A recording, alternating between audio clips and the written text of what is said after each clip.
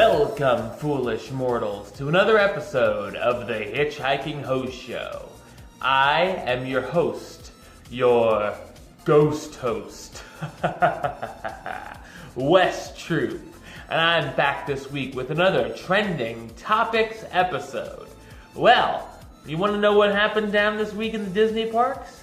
Let's check it out, shall we? It was actually a pretty intense week in Walt Disney World. So let's see what happened in the parks. Let's do it.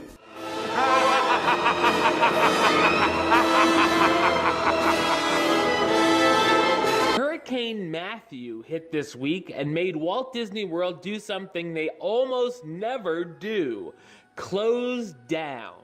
The Walt Disney World theme parks, Disney Springs, miniature golf courses, water parks, and ESPN Wide World of Sports Complex closed Thursday at 5 p.m. and remained closed through Friday due to the forecast for Hurricane Matthew.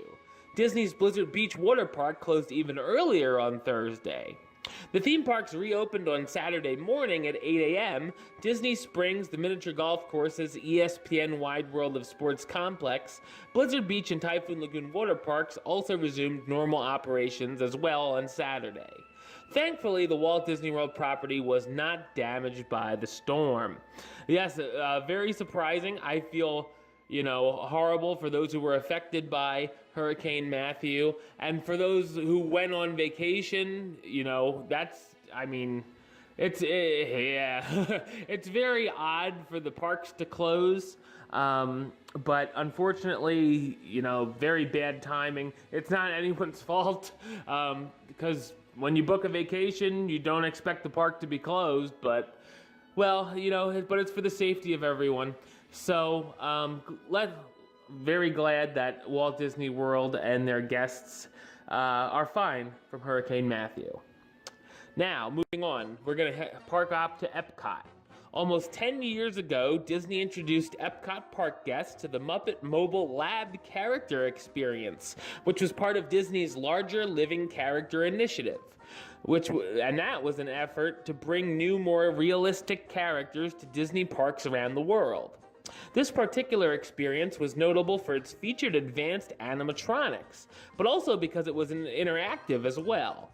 However, even though fans loved the impressive character experience, the Muppet Mobile Lab, featuring Dr. Bunsen Honeydew and his assistant Beaker, only stuck around for a few months at Epcot before moving to Hong Kong Disneyland for another limited engagement, and then it disappeared forever. But I guess that not anymore. Surprisingly, just one day after the debut of the Muppets Present, Great Moments in American History at the Magic Kingdom, guests visiting Epcot were very surprised to see the Muppet Mobile Lab back in the Future World area of the park for the first time in 9 years. Currently, it's unknown whether the character experience is going to be a permanent addition to Epcot, or if it will find its way over to Disney's Hollywood Studios sometime later this year with that whole Muppet area that they're building. But for now, guests at Epcot can catch Bunsen Honeydew and Beaker hanging around near Spaceship Earth intermittently through the day. Very cool. I do remember, I never saw it in person, but I've seen pictures of it over the years. And this looks like a really cool character experience. It's definitely, if I would see this around Epcot or, Hollywood Studios, wherever it's going to end up, right now Epcot, I would definitely check out this interactive character experience, because it seems like it'd be something right up my alley. I'm a big fan of the Muppets, and it's just a cool thing to see, really. So definitely, if you're in the area, if you're going to be in the parks, especially Epcot, look out for that experience. Earlier this week, we're going to hop over to Disney Hollywood Studios. There was a change made to the March of the First Order pre-show that precedes Star Wars: A Galaxy Far, Far Away.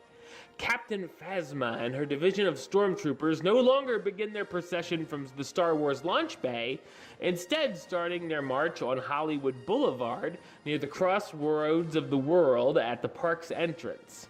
From there, Captain Phasma marches down the park's main thoroughfare, briefly stopping at the intersection of Sunset Boulevard, and then continuing on the center stage area of the park before the pre-show concludes. In addition to the new route, a camera now travels along with Captain Phasma and her stormtroopers as well, presenting video of the procession on the screens located in the center stage area. Unfortunately, the march now interrupts traffic at the front of the park and makes it hard for guests who are entering or exiting the park to get where they want to go. You know what you gotta do, give Captain Phasma a clothesline. No, well, you know, to be fair, the parade, the Pixar parade went down the same street, so it's not like that much of a difference than when the Pixar Play Parade was around, or the other parades, to be, you know, honest. But I guess right at the entrance there near the crossroads, but you know, I like the idea of this Captain Phasma Stormtrooper March. It seems pretty cool. I haven't seen it in person yet, obviously, but definitely something I would be interested in seeing, if it's still there, the next time I go. But just know it has changed its location, if you're looking for it. And speaking of Hollywood studios, though it was delayed by Hurricane Matthew, guests who visit the One Man's Dream exhibit at Disney's Hollywood Studios can now catch a 10-minute sneak peek of Marvel's new Doctor Strange film ahead of its November 4th opening in theaters. I let you guys know that that was coming a couple weeks ago. The Doctor Strange character is possibly on its way to the park. As far as we know, those are the rumors. So they're really building up Doctor Strange. Like I said, hopefully it'll be great, just like the other Marvel films. And you know, I'll be seeing it as soon as it comes out. And I'll be giving a review on my other channel. But yeah, if you want to check out a little sneak peek of Doctor Strange, then head over to One Man's Dream.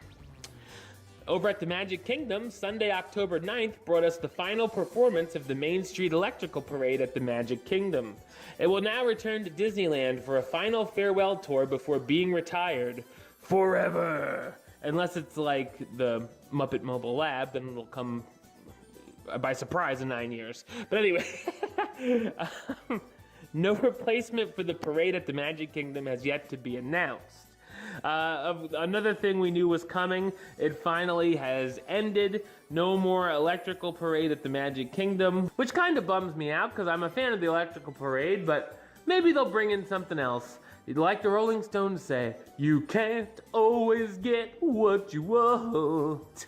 Anyway, so let's take a trip back over to Disney's California Adventure Park. We're flying across the coast because Disney's latest animated feature, Moana, will be sailing into theaters next month on November 23rd, 2016. And I bet you guys know what I'm going to say, another special preview. However, starting on Friday, October 14th at Disney's California Adventure, you can catch a special sneak peek of the film at the Bugs Life Theater, where it will be presented in 3D with special in-theater effects. Oh yeah! So, I'm excited for Moana as well. Or Moana. I keep saying it wrong. I kept saying Moana. But it's Moana, I suppose. Not that it really matters, but I might as well get it right, right? So, yeah, I'm excited for Moana. And if you're over at Disney's California Adventure and you're interested in the movie, checking it out, definitely see the sneak peek over there. And now we're gonna fly back over to Walt Disney World for a couple more little things. Disney's All-Star Music Resort, which is the last place I stayed, my last vacation, interestingly enough, will be testing a new grab-and-go concept at the hotel, beginning Monday, October 10th, so this past Monday. Guests staying at this hotel may purchase ready-made food items like bakery treats and beverages from 8 a.m. to noon daily at the Melody Hall's concierge desk. So if you're staying at the All-Star Music, just know that is an option that you can grab and go. And of course, on Tuesday, October 11th, we will see the release of the new Disney Parks themed Tum Tums set. If you are a big Tum Tums fan, And for those of you who don't know what it is, I'm not talking Tums, Tums, the acid relief. They are these little collectibles that many people are collecting these days. Well, the newest set is on its way, featuring stackable plushes inspired by the Jungle Cruise, the Enchanted Tiki Room, and even the Orange Bird. The collectibles can be purchased at the following Walt Disney World locations: at the Disney Springs Marketplace at Once Upon a Toy and World of Disney, over at the Magic Kingdom at Curtain Call Collectibles, Epcot at the Imageworks, Disney's Hollywood Studios at Beverly Sunset, and at Disney's Animal Kingdom you can find them at Chester and Hester's Dinosaur Treasures. So if you are a Tum Tum collector, check out the Adventureland set.